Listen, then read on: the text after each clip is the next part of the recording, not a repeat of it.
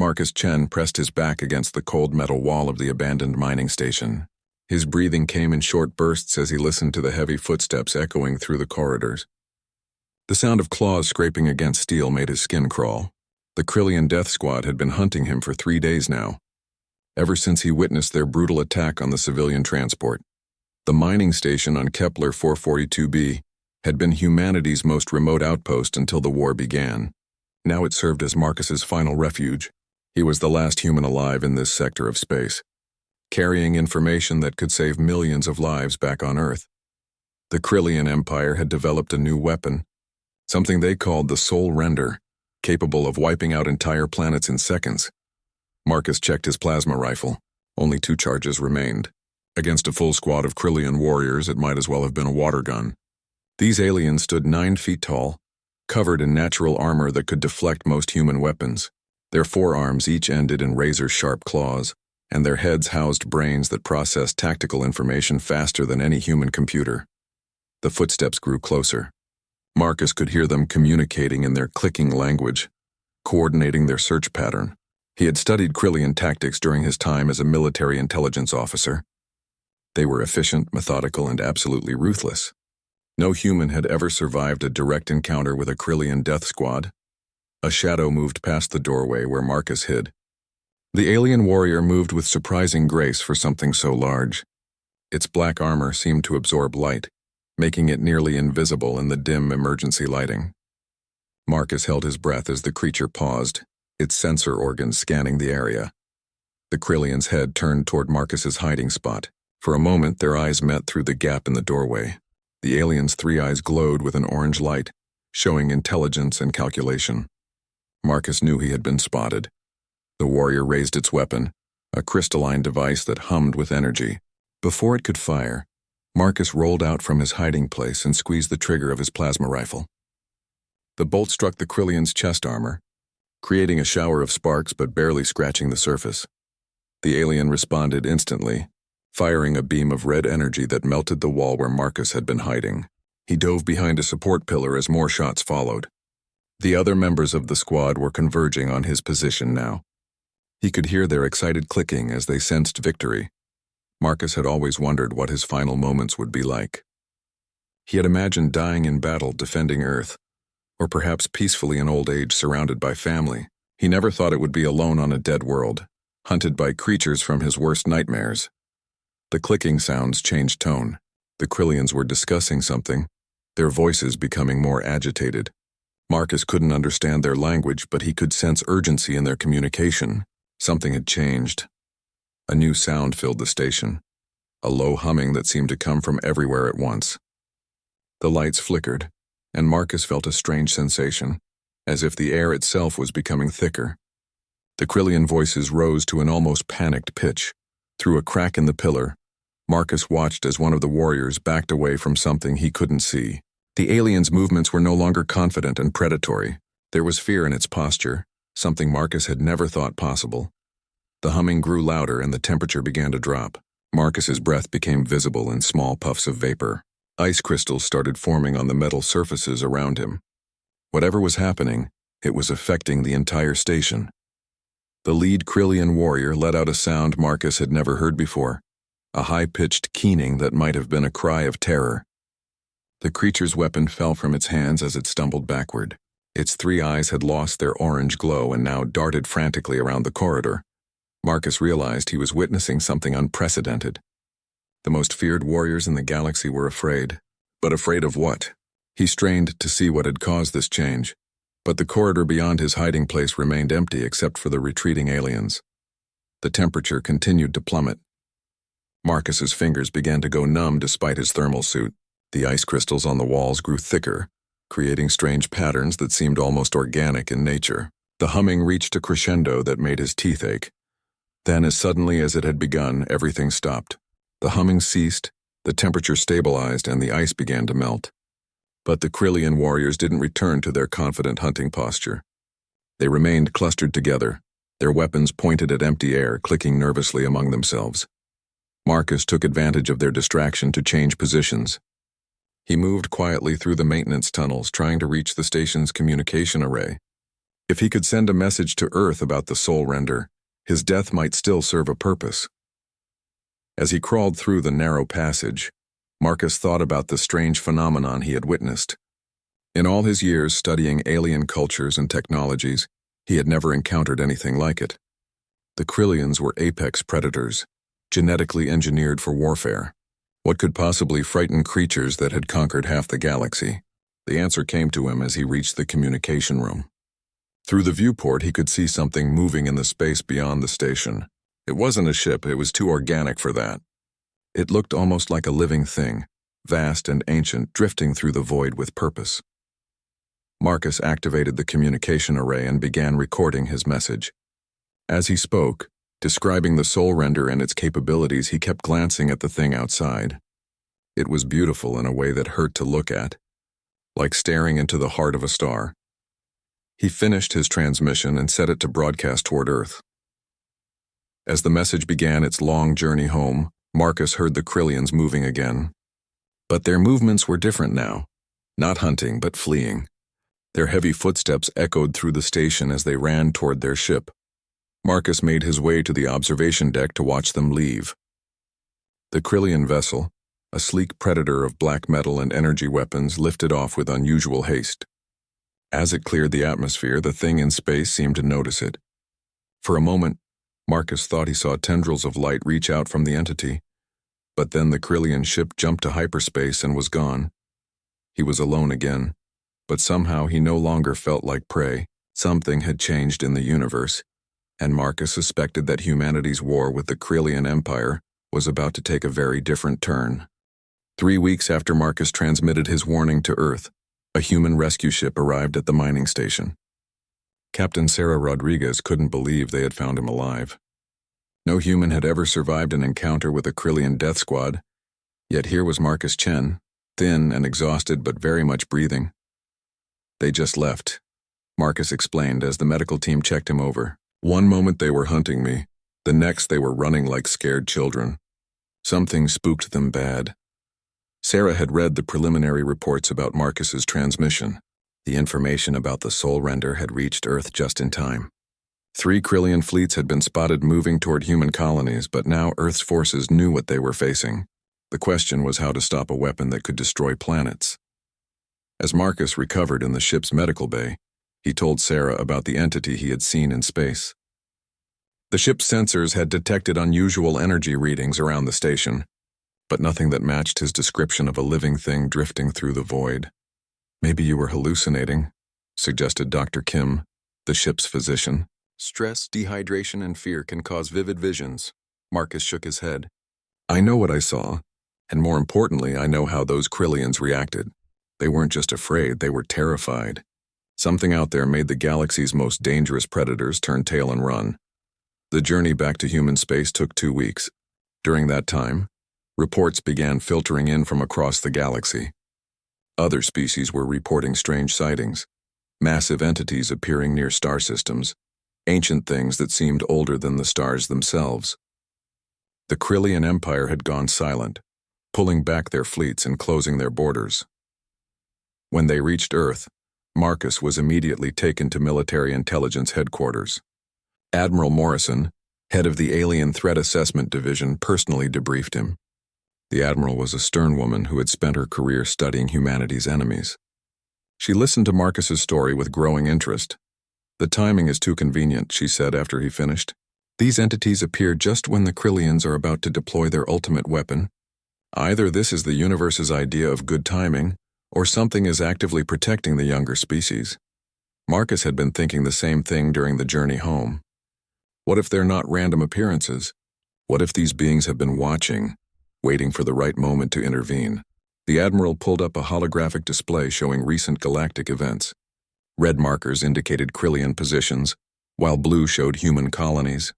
Scattered across the map were new yellow markers, confirmed sightings of the mysterious entities.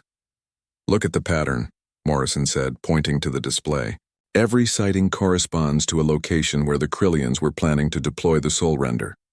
It's like these things know exactly where to be. Over the following days, more reports arrived. The Zephyrian Republic, longtime enemies of humanity, reported that a Krillian fleet had retreated from their border after one of the entities appeared. The crystalline beings of Shard Prime sent a message, claiming that ancient guardians had awakened to protect the galaxy from a great threat. Marcus spent his time reviewing intelligence reports and trying to piece together the bigger picture. The entities appeared to be energy-based life forms, possibly older than most known civilizations.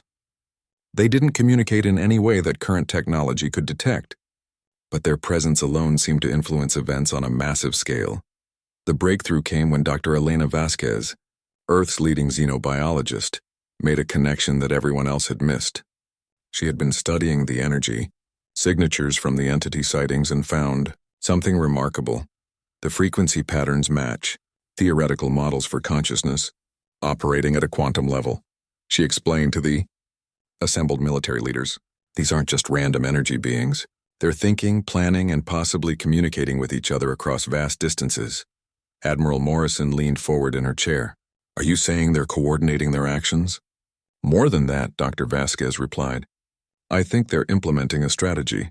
The Krillians represent an existential threat to younger species throughout the galaxy. These entities have decided to act. Marcus felt a chill run down his spine. You're talking about beings with the power to influence galactic events. Why would they care about protecting species like us? Dr. Vasquez brought up a new display showing the evolutionary timeline of various galactic civilizations. Every species goes through similar stages of development. Most don't survive the transition to interstellar warfare, but a few do and they become shepherds for the next generation. The implications were staggering. Humanity and other younger species weren't alone in the galaxy. Ancient beings were watching over them, protecting them from threats they couldn't handle alone. But this protection came with questions about freedom and self-determination. News of the entity's existence spread quickly through human space. Some people saw them as saviors, while others worried about being protected by beings whose motives were unknown. Religious groups proclaimed the entities as divine messengers, while scientists demanded more research into their nature and capabilities. Marcus found himself at the center of these debates. As the only human to witness the entity's effect on the Krillians, his testimony carried significant weight. He was invited to speak at universities, military academies, and government hearings. During one such presentation at the Colonial Defense Institute, a young cadet asked the question that everyone was thinking. If these entities are so powerful, why don't they just eliminate the Krillian threat entirely? Marcus had been wrestling with the same question. Maybe they're not trying to eliminate anyone. Maybe they're trying to teach lessons. The Krillians built their empire on fear and violence. Now they're experiencing fear themselves. The Krillian Empire's response to the entities supported this theory. Instead of deploying the Soul Render, they had begun withdrawing from conquered territories. Several species that had been under Krillian occupation reported that their oppressors had simply vanished overnight. Intelligence reports suggested that the Krillian leadership was in chaos. Different factions were blaming each other for awakening the entities. Some wanted to fight back, while others advocated for complete withdrawal from galactic affairs.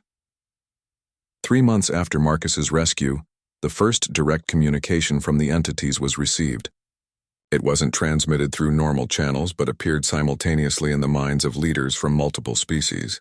The message was simple but profound. Children of the stars, the time of unguided growth approaches its end. Those who would destroy rather than create must learn restraint. Those who would protect rather than conquer shall find strength. The choice, as always, remains yours. Marcus was present at Earth's capital when the message arrived. President Chen, no relation despite the shared surname, emerged from the communication session looking shaken but hopeful. They're not our rulers, the president explained to the assembled crowd. They're teachers. They've been waiting for us to mature enough to understand the responsibility that comes with advanced technology. As Marcus watched the president speak, he thought about his time alone on the mining station. He had been prepared to die as the last human in that sector of space. Instead, he had become the first human to witness the intervention of beings so ancient and powerful that they could influence the course of galactic civilization. The war with the Krillian Empire wasn't over, but it had fundamentally changed. Humanity and its allies were no longer fighting alone. They had guardians watching over them, ready to intervene when younger species faced threats they couldn't handle. But with that protection came responsibility. The entities expected the protected species to grow, to learn, and eventually to become protectors themselves. Marcus realized that humanity's greatest challenge wasn't winning the war against the Krillians. It was proving worthy of the trust placed in them by beings older than their son. Commander Zarthak had served the Krillian Empire for over 2 centuries, leading countless battles across the galaxy. His armor bore the scars of 100 campaigns, and his forearms had ended the lives of thousands of enemies. He was considered one of the Empire's finest warriors, a living weapon crafted for conquest. Now he cowered in the depths of his warship, unable to sleep, unable to eat, unable to forget what he had witnessed on the mining station 3 months ago. The human had escaped, but that was the least of Zarthak's concerns. Something far worse had revealed itself that day, something that made his warrior's instincts scream in terror. The entity had not attacked them directly. It hadn't needed to. Its mere presence had triggered responses in Zarthak's mind that he didn't understand. Ancient memories that weren't his own flooded his consciousness. He saw flashes of the early days of Krillian civilization, when his people were not conquerors but peaceful explorers. The other members of his death squad had experienced similar visions. Veteran warriors who had never shown fear in battle now jumped at shadows. Their coordinated hunting formations had dissolved into nervous clusters. The Empire's most elite unit had been reduced to frightened soldiers by something that existed beyond their understanding. High Command had ordered Zarthak's unit to undergo psychological evaluation upon their return. The Empire's mind healers probed their memories, searching for explanations for their sudden breakdown. What they found disturbed the highest levels of Krillian leadership. The visions weren't random hallucinations. They were memories preserved in the genetic code of every Krillian, suppressed by centuries of military conditioning and imperial indoctrination. The entities hadn't attacked the death squad. They had awakened something that had always been there. Dr. Kethvar, the Empire's chief xenobiologist, presented his findings to the War Council in the capital city of Krosmar. The massive chamber, carved from black stone and lit by energy crystals, had witnessed the planning of countless conquests. Today it would hear something unprecedented in Krillian history. The entities are not unknown to us, Dr. Kethvar explained, his voice echoing off the stone walls. Our earliest historical records speak of the shepherds, ancient beings who guided young civilizations. Our ancestors encountered them during our initial expansion beyond our home system. Supreme War Leader Morthgak, ruler of the Empire, listened with growing unease. His massive form dominated the center of the chamber, his 3 eyes glowing with barely contained anger. You speak of myths and legends. The Krillian Empire acknowledges no masters. With respect, Supreme Leader, these are not myths. The genetic memories in our warriors' minds contain detailed records of contact with these entities. Our ancestors chose to suppress these memories because they interfered with the Empire's expansionist goals. The War Council erupted in angry clicking. The idea that their empire had been built on suppressed truth was unthinkable. For centuries, the Krillians had prided themselves on their genetic perfection and military superiority. Now they were being told that this superiority was based on forgetting their true nature. Commander Zarthak was called to testify about his encounter with the entity. Standing before the most powerful beings in the Empire, he struggled to find words for what he had experienced. The human was insignificant, he began, his voice steady despite his inner turmoil. We had cornered him easily. But then the temperature dropped and something vast entered our perception. It didn't threaten us directly, but every instinct I possessed screamed that we were in the presence of something infinitely dangerous. And these visions you experienced? Prompted Dr. Kethvar. Zarthak's 3 eyes dimmed as he recalled the memories. I saw our homeworld as it was before the Empire. I saw Krillians who studied the stars not to conquer them, but to understand them. I saw my ancestors working alongside other species, building something greater than any single civilization could achieve alone. The implications were staggering. If the visions were accurate, the Krillian Empire's entire foundation was built on abandoning their species' original purpose. They had been meant to be protectors and teachers, not conquerors and destroyers. Supreme War Leader Morthgak refused to accept these revelations. Even if these visions contain truth, they speak of a weak and inferior version of our species.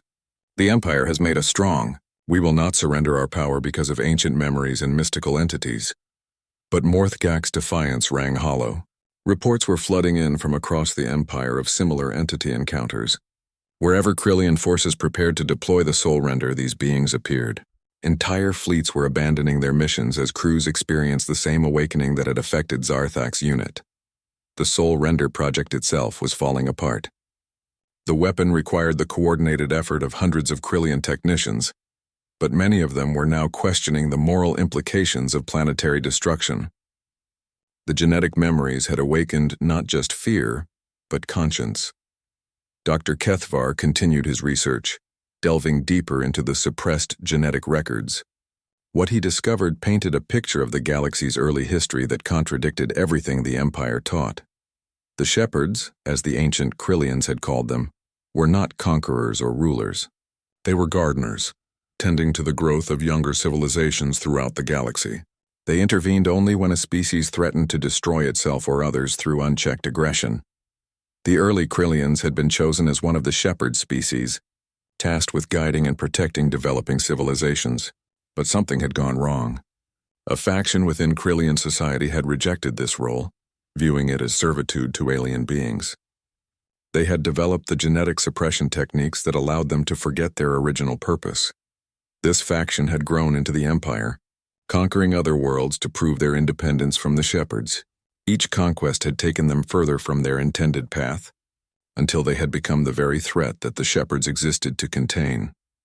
Commander Zarthak found himself questioning everything he had believed about his life and purpose.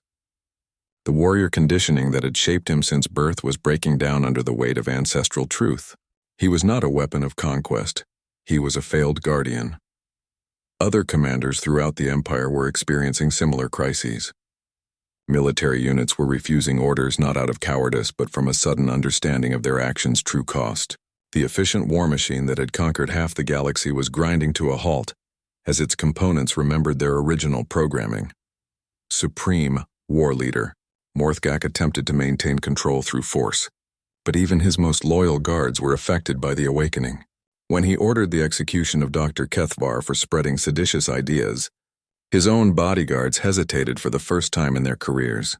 The hesitation was brief, but it revealed the truth that Morthgak couldn't accept.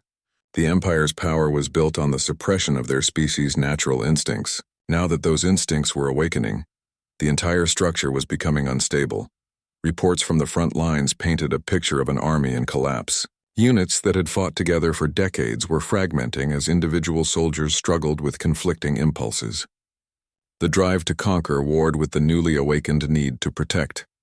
Some Krillian commanders attempted to continue their missions despite the chaos, but these efforts were doomed. The entities appeared wherever the Empire tried to deploy its most destructive weapons, and their presence triggered the same awakening in every Krillian present. Commander Zarthak made a decision that would have been unthinkable just months earlier. He abandoned his post and set course for human space. If the genetic memories were true, his species owed humanity and other younger civilizations protection, not destruction. As his ship jumped to hyperspace, leaving behind the only life he had ever known, Zarthak felt something he had never experienced before. For the first time in his 2-century career as a warrior, he felt hope. The galaxy was changing, and perhaps it wasn't too late for the Krillians to remember who they were meant to be. Behind him, the Krillian Empire continued its slow collapse as more and more of its citizens awakened to the truth of their heritage. The Shepherds had returned, and their presence was forcing an entire civilization to confront the consequences of forgetting their purpose. The arrival of a Krillian warship at Earth's outer defense perimeter should have triggered an immediate military response. Instead, Admiral Morrison found herself staring at the most unusual surrender request in human history. The massive vessel, scarred from countless battles, hung motionless beyond the asteroid belt, broadcasting a message in broken human standard. "I am Commander Zarthak of the Krillian Empire. I request permission to speak with the human called Marcus Chen. I carry no weapons against your people. I seek understanding." The bridge of the Earth Defense Force flagship fell silent. Officers who had spent years preparing for Krillian attacks now faced something none of their training had covered. A Krillian commander was asking for a conversation. Marcus stood beside Admiral Morrison, watching the massive alien ship on the main display. 3 months ago, this creature and its squad had hunted him through the mining station. Now it was asking to talk. The irony wasn't lost on him. It could be a trap, suggested Captain Rodriguez, who had rescued Marcus from the station. Krillians are known for their tactical deception. But Marcus shook his head, studying the ship's posture and approach vector. Look at how it's positioned. No aggressive stance, no weapons powered. This isn't how you approach for an attack. He's genuinely asking for help. Admiral Morrison made the decision that would change the course of human-Krillian relations forever. Grant him safe passage to Luna Station, but keep our fleets ready. If this goes wrong, I want overwhelming firepower available. The journey to Luna Station took 6 hours. During that time, intelligence teams worked frantically to analyze everything they knew about Commander Zarthak. His service record read like a catalog of humanity's worst nightmares. He had personally led attacks on 17 human colonies, resulting in thousands of civilian deaths. But something had changed. The psychological profiles suggested a being in the midst of a complete mental breakdown. Whatever had happened to him on the mining station had shattered his worldview completely. Luna Station's docking bay had been cleared of all non-essential personnel. Security teams took positions behind reinforced barriers as the Krillian shuttle approached. Marcus watched through the observation windows, his heart racing despite himself. The shuttle was smaller than expected, designed for a single occupant. When the airlock cycled open, Commander Zarthak emerged alone. The alien warrior that had once terrified Marcus now moved with uncertain steps, his forearms hanging at his sides in a gesture that somehow conveyed defeat. Zarthak was even larger in person than Marcus remembered. 9 feet of muscle and natural armor, with 3 eyes that had once glowed with predatory intelligence. Now those eyes seemed dimmed, confused, almost pleading. The first words the Krillian spoke were not what anyone expected. I apologize. The translator struggled with the concept. Krillian language had no traditional word for apology. Zarthak had to use a combination of phrases that roughly meant, I acknowledge wrongdoing and seek to repair damage. Marcus stepped forward, surprising the security teams. You remember me? I remember everything, Zarthak replied, his voice carrying harmonics that the translator couldn't fully convey. I remember hunting you. I remember the fear in your eyes. I remember believing that fear made me strong. The conversation moved to a more secure conference room. Marcus, Admiral Morrison, and Dr. Vasquez sat across from the massive alien warrior.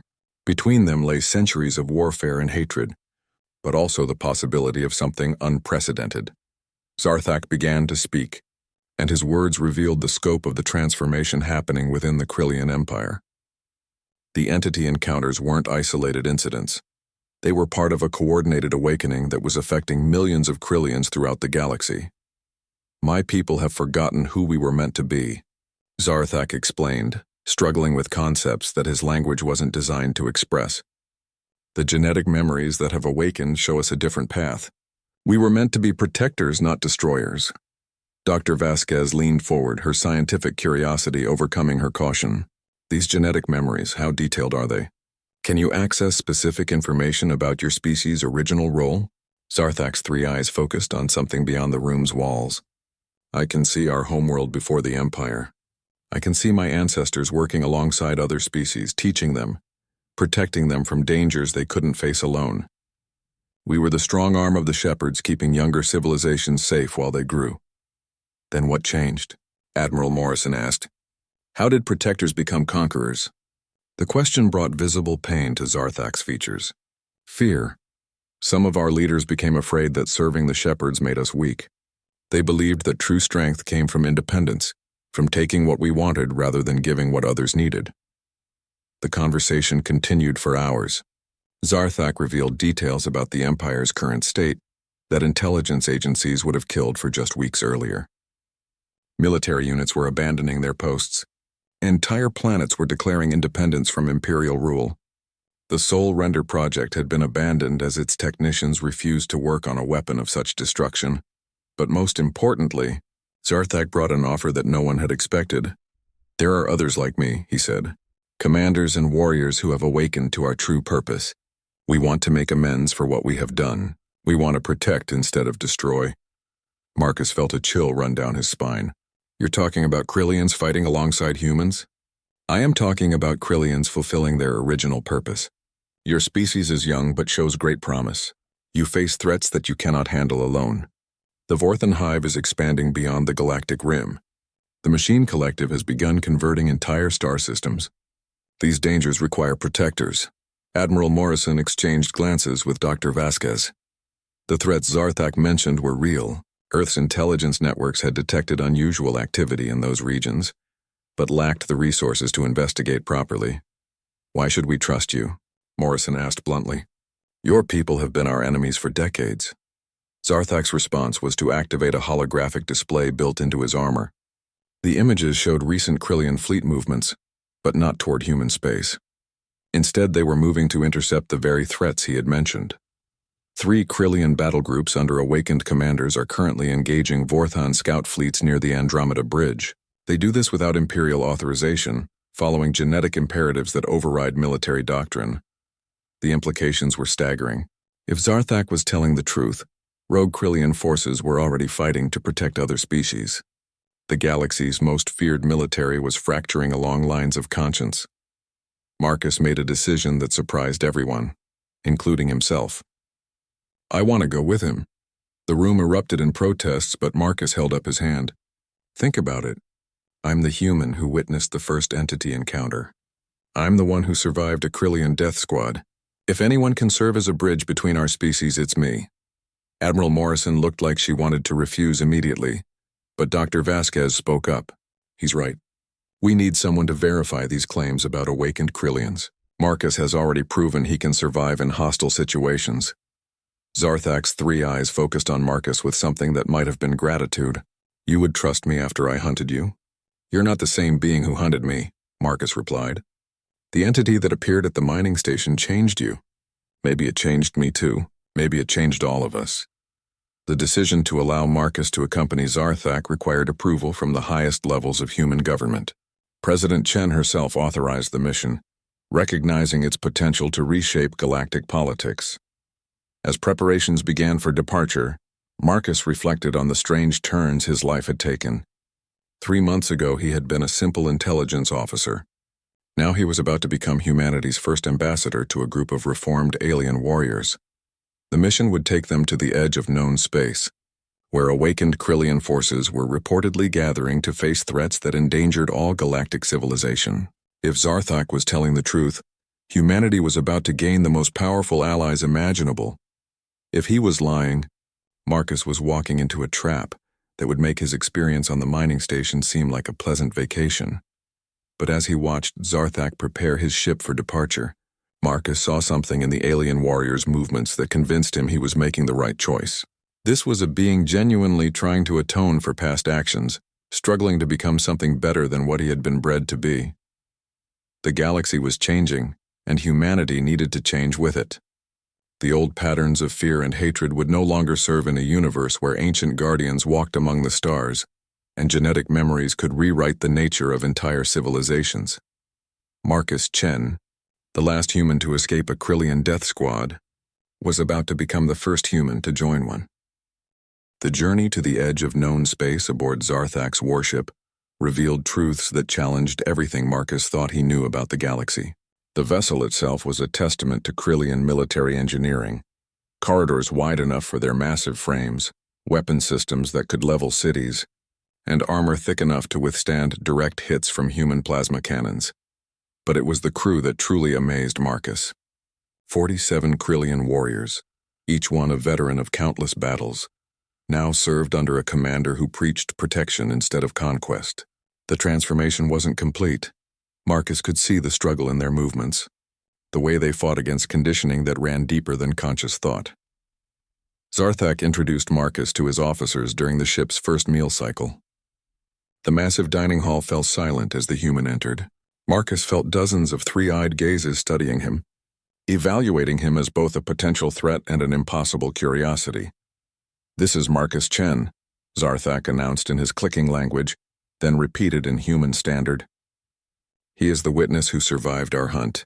He is the proof that we can choose to be better than our programming. Commander Vextar, Zarthak's second-in-command, approached Marcus with obvious reluctance. The alien's scarred armor told stories of battles across the galaxy, You are the first human to stand aboard a Krillian warship as an ally rather than a prisoner. How does it feel to be among your former enemies? Marcus considered the question carefully. The honest answer was terrifying. He was surrounded by beings who could tear him apart without effort. But he also sensed something he hadn't expected: shame. These warriors carried the weight of their past actions like a physical burden. It feels like standing among people who are trying to find their way home, Marcus replied. People who've been lost for so long they forgot where they came from. The words had an immediate effect. Several Krillians straightened, their posture shifting from aggressive to something approaching hopeful. Vextar's three eyes studied Marcus with new interest. You speak of home as if it were a place of the spirit rather than coordinates in space, she said. This is unusual thinking for a warrior species. Maybe that's the problem, Marcus suggested. Maybe you've been thinking like warriors for so long you forgot you were meant to be something else. Over the following days, Marcus learned more about the awakening process affecting the Krillian Empire. It wasn't simply a matter of recovered memories. It was a fundamental rewiring of neural pathways that had been artificially suppressed for generations.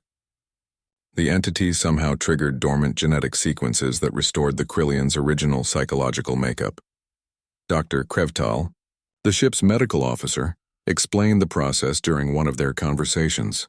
The Empire's geneticists created blocking proteins that prevented certain neural connections from forming. These proteins made us more aggressive, more focused on dominance hierarchies, and less capable of empathy toward other species.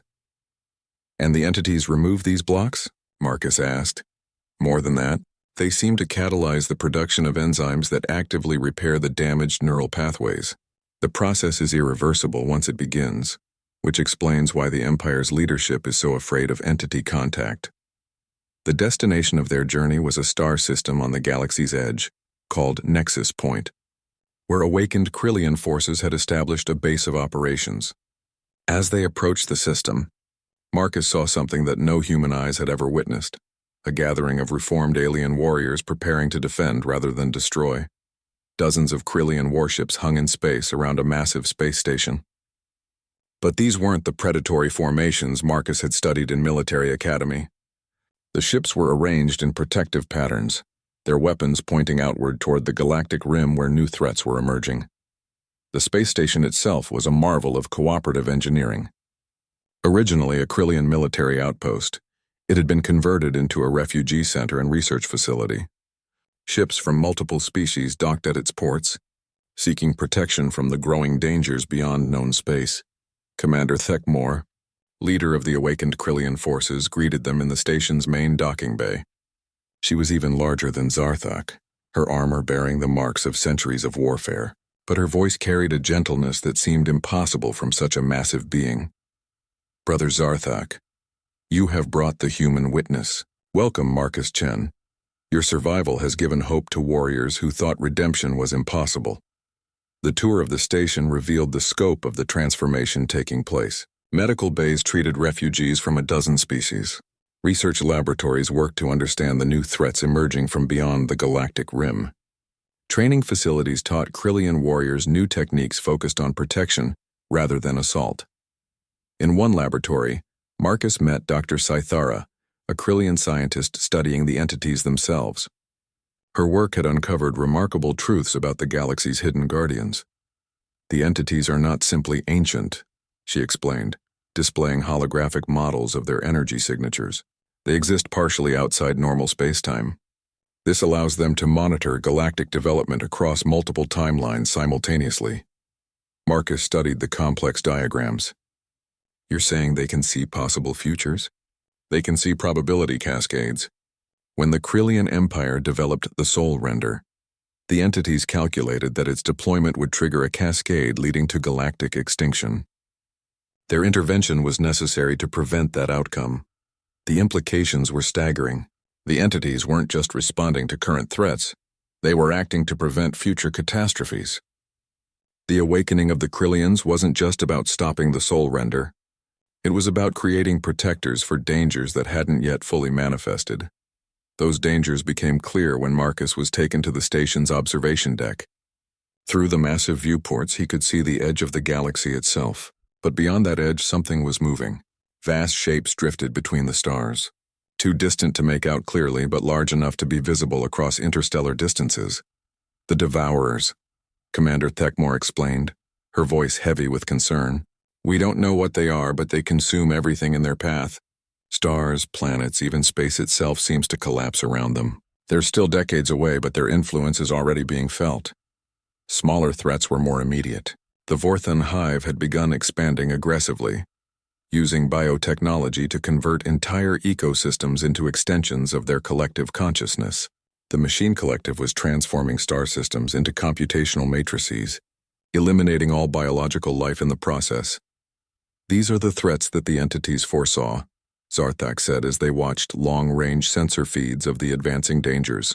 The Krillian Empire, for all its power, was focused on the wrong enemies. We fought each other while greater dangers gathered at the galaxy's edges. Marcus began to understand his role in this cosmic drama. He wasn't just a witness or an ambassador, he was a symbol. His survival of the Krillian hunt had proven that cooperation between species was possible. His presence aboard their ships legitimized the awakened Krillians in the eyes of other species. The transformation wasn't limited to the Krillians. Other species were responding to the entity's influence as well. The proud Zephyrian Republic had begun sharing technology with former enemies. The isolationist crystalline communes were opening their borders to refugees.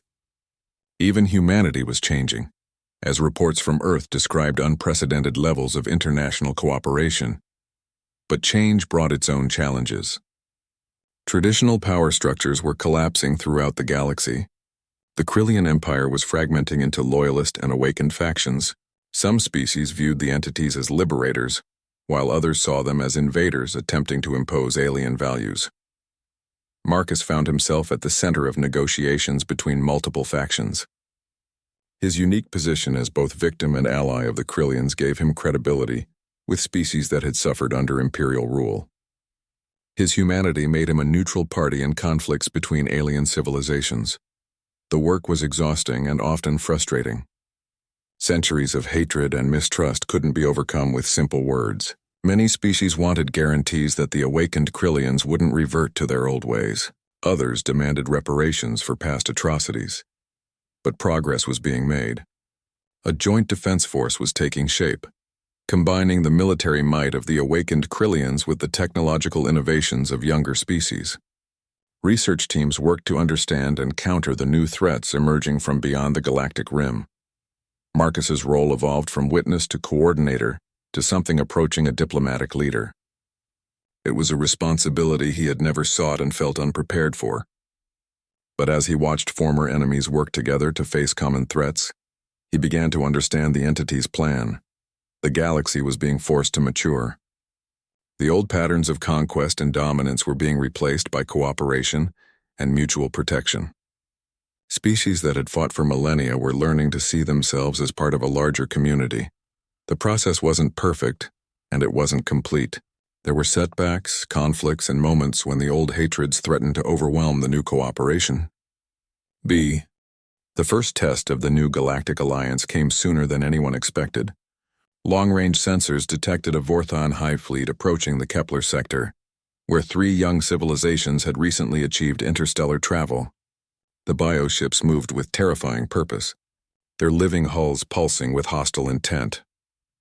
Marcus stood in the command center of Nexus Station, watching as awakened Krillian commanders coordinated with human, Zephyrian, and crystalline forces. The sight would have been impossible just months ago, former enemies working together to protect species they had never met. The Vorthons are using a new approach, reported Dr. Sithara, studying the hive fleet's formation. Instead of direct conquest, they're seeding bioweapons ahead of their main force. These weapons will begin converting planetary ecosystems before the fleet arrives. Commander Thekmore's massive form leaned over the tactical display. How long do we have before the conversions become irreversible? 72 hours, Dr. Sithara replied. After that, the affected planets will become Vorthon breeding grounds. The civilizations there will be absorbed into the hive consciousness. The assembled commanders fell silent. 72 hours to save 3 entire species from extinction. The logistics seemed impossible, but Marcus had learned not to underestimate what awakened Krillians could accomplish when properly motivated. Zarthak stepped forward, his scarred armor gleaming under the station's lights. My battle group can reach the Kepler sector in 48 hours if we push our engines beyond safety limits. But we cannot fight both the bioweapons and the main fleet simultaneously. The crystalline communes have ships that can neutralize bioweapons, offered Commander Velthron, a towering crystal being whose voice resonated like singing wind. But our vessels are slow. We cannot reach the sector in time. Marcus felt the weight of command settling on his shoulders. Somehow, he had become the coordinator these diverse beings looked to for solutions. The irony wasn't lost on him. A human intelligence officer directing the galaxy's most powerful military forces. What if we split the operation? He suggested. Crystalline ships can carry neutralization equipment aboard Krillian vessels. The bioweapons get eliminated first. Then we face the main fleet with combined forces. The plan was risky and would require unprecedented cooperation between species with vastly different technologies and military doctrines.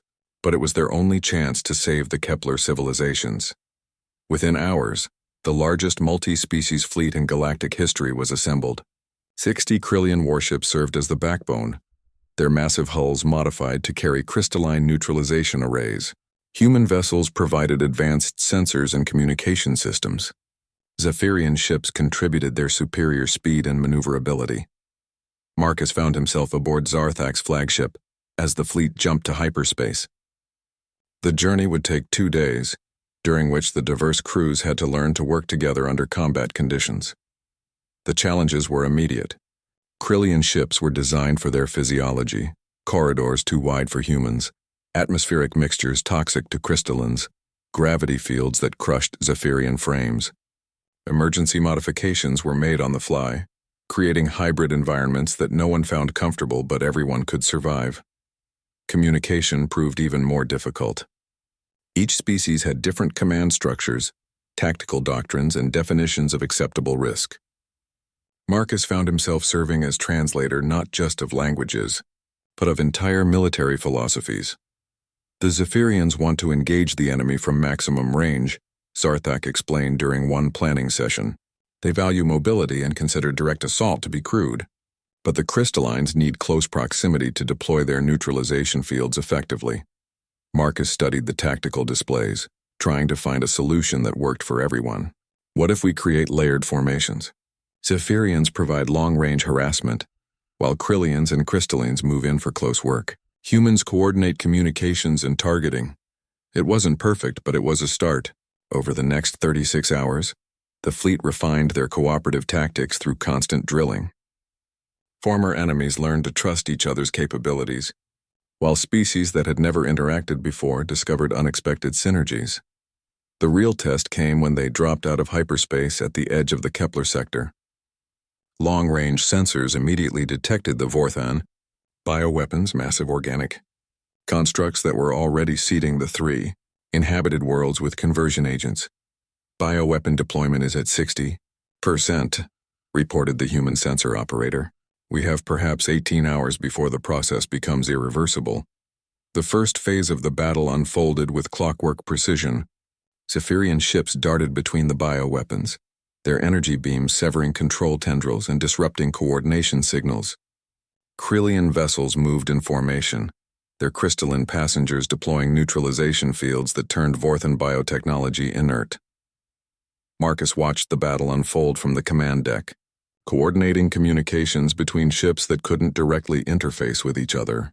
Human translation protocols converted Krillian tactical clicking into crystalline harmonic frequencies, while Zephyrian combat songs were rendered into mathematical formulas that the other species could understand. Bioweapon Cluster 7 is adapting to our neutralization frequencies, came a report from one of the crystalline ships. It's developing immunity to our countermeasures. This was the nightmare scenario they had planned for. Vorthan biotechnology was notorious for its rapid adaptation. Each successful defense taught the bioweapons how to overcome that defense in the future. All ships implement Protocol Omega, Marcus commanded. Maximum aggression, minimum exposure time. We neutralize everything before it can adapt. The fleet's response was immediate and devastating. Krillian warriors finally given permission to unleash their full combat potential. Crystalline communes harmonizing their efforts into planet-shaking resonances. Zephyrian pilots pushing their ships beyond normal performance limits, and human coordination weaving it all together into a symphony of destruction. Within 4 hours, the bioweapons were eliminated. But the victory celebration was brief. Long-range sensors detected the main Vorthon fleet accelerating toward their position. The real battle was about to begin. The Hive fleet was unlike anything in conventional military doctrine. Instead of individual ships, it was a single massive organism with specialized components. Biocruisers served as muscle and bone, while smaller craft functioned as neurons carrying information through the living network. Standard tactics will be ineffective, Zarthak observed as they studied the approaching enemy. The Hive functions as one mind controlling thousands of bodies. Destroying individual ships will not disrupt their coordination. Marcus found himself thinking back to his intelligence training, remembering lessons about asymmetric warfare. Then we don't fight the ships. We fight the mind. Can we identify the command nodes that coordinate the Hive's thinking? Dr. Scythara's analysis revealed the Hive's weakness. Several massive bioships served as primary neural clusters, processing information for the entire fleet. If those could be eliminated, the Hive would lose its ability to coordinate effectively. The plan required sacrifice. The neural clusters were heavily defended at the heart of the Hive formation. Reaching them would mean flying through the equivalent of a living storm, where every weapon was guided by collective intelligence and every defense adapted in real time. Volunteers came forward from every species. Krillian warriors who saw this as their chance for true redemption. Crystalline pilots whose harmonic frequencies could disrupt bioship coordination. Zephyrian aces who lived for impossible challenges. Human crews who understood that someone had to make the hard choices. Marcus made the hardest choice of all. I'm going with the strike force. The protests were immediate and unanimous. He was too valuable to risk, they said. The Alliance needed his coordination abilities for future battles. His death would be a devastating blow to interspecies cooperation. But Marcus had learned something important during his time among the awakened Krillians. Leadership wasn't about giving orders from safety. It was about standing alongside those who faced the greatest dangers. Zarthak risked everything to make contact with humanity, he said. The least I can do is risk everything to make this alliance work. The strike force launched toward the heart of the Hive fleet. Marcus found himself in the gunner's position aboard Zarthak's personal fighter, watching as bioships swarmed around them like angry insects. The combined might of awakened Krillian firepower, crystalline resonance weapons, and Zephyrian energy beams carved a path through the living maze. The neural clusters loomed ahead, massive organic constructs that pulsed with bioluminescent thought patterns. They were beautiful in their alien complexity, and Marcus felt a moment of regret at the necessity of destroying them. Then he thought of the 3 civilizations in the Kepler sector, young species just beginning to explore the galaxy, who deserved the chance to find their own path among the stars. The strike force hit the neural clusters simultaneously, their combined firepower overwhelming the Hive's defenses. As the command nodes died, the vast fleet around them shuddered and began to break apart. 5 years had passed since the Battle of Kepler, and the galaxy was barely recognizable. What had begun as desperate cooperation between former enemies had evolved into the Galactic Protective Alliance, a confederation of over 300 species united in defense of younger civilizations and emerging threats. Marcus stood on the observation deck of Unity Station, the massive headquarters that had been built at the Galactic Center. Through the viewport, he could see ships from dozens of species working together with an efficiency that would have seemed impossible during the dark days of the Krillian Empire. The station itself was a marvel of cooperative engineering. Krillian military expertise had provided the defensive systems, while human innovation had created the communication networks that allowed hundreds of species to coordinate effectively. Crystalline technology maintained the massive structure's integrity, and Zephyrian artistry had made it beautiful enough to serve as a symbol of hope throughout the galaxy. The morning briefing is ready, announced Captain Sarah Rodriguez, who now served as Marcus's chief of staff.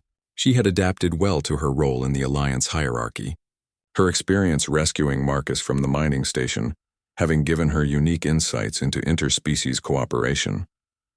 The briefing room was filled with beings that represented the galaxy's diversity. Commander Sekmore sat beside Dr. Vasquez, their unlikely friendship having become one of the Alliance's greatest strengths.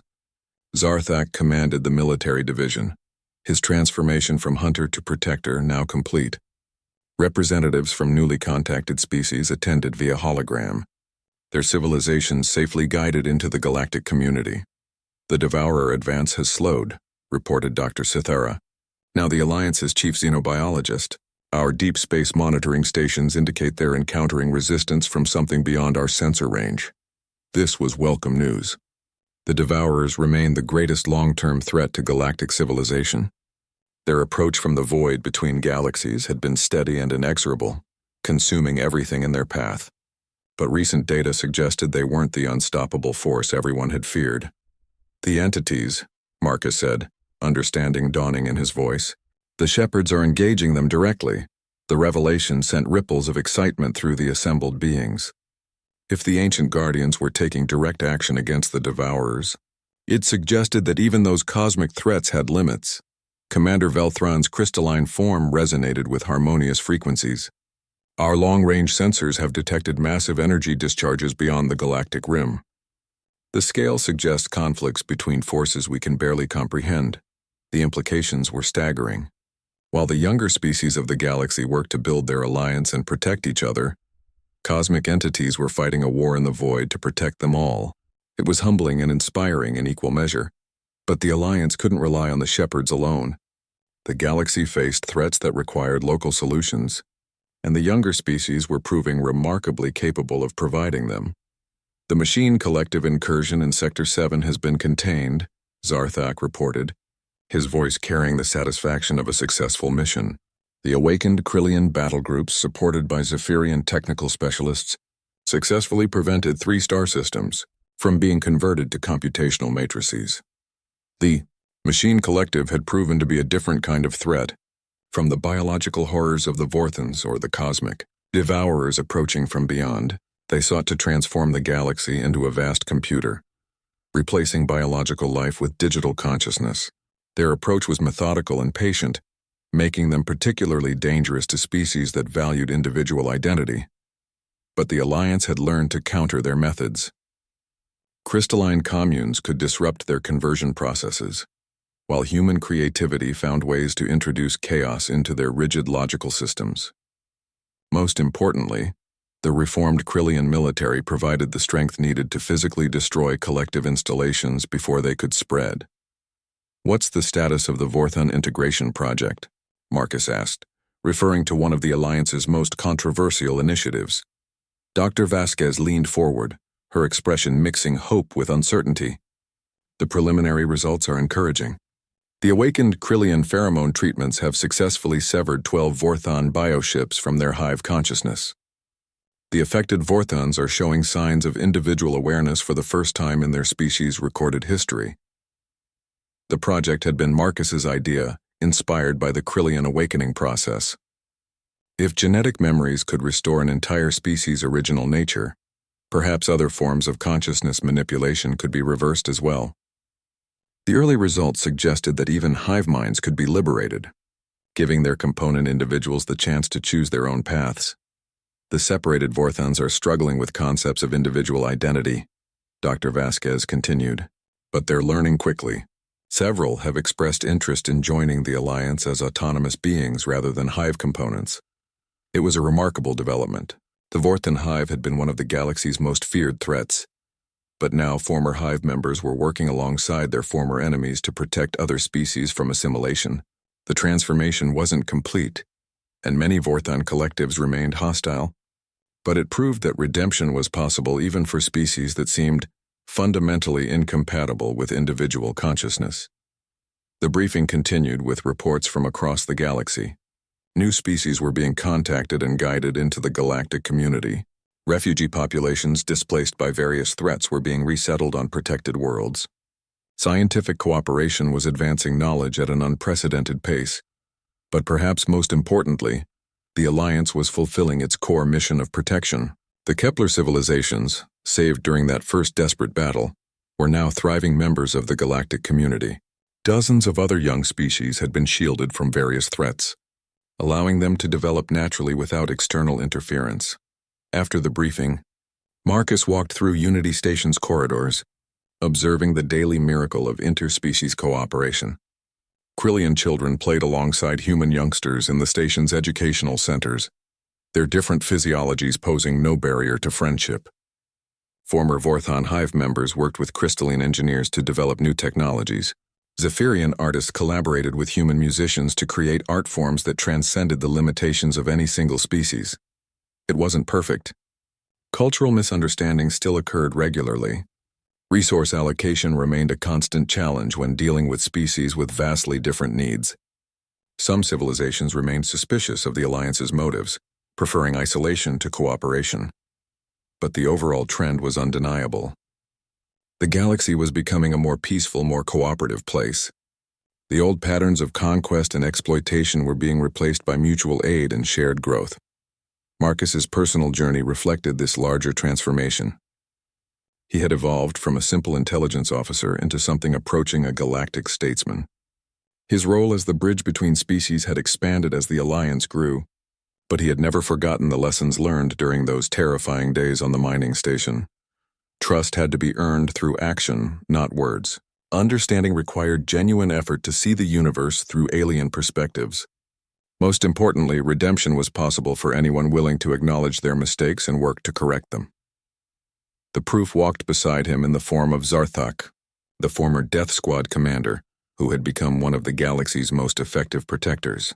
Their friendship, impossible just years ago, now served as a model for interspecies cooperation throughout the Alliance. "I often think about that day on the mining station," Zarthak said as they reached the memorial wall dedicated to victims of the old conflicts. "I was hunting you, believing that your death would demonstrate my strength. Instead, your survival demonstrated the possibility of change." Marcus touched one of the memorial plaques, remembering the countless beings who had died during the Krillian Empire's expansion. Their sacrifice had not been in vain if it led to the galaxy they now inhabited. The entities knew, Marcus realized aloud.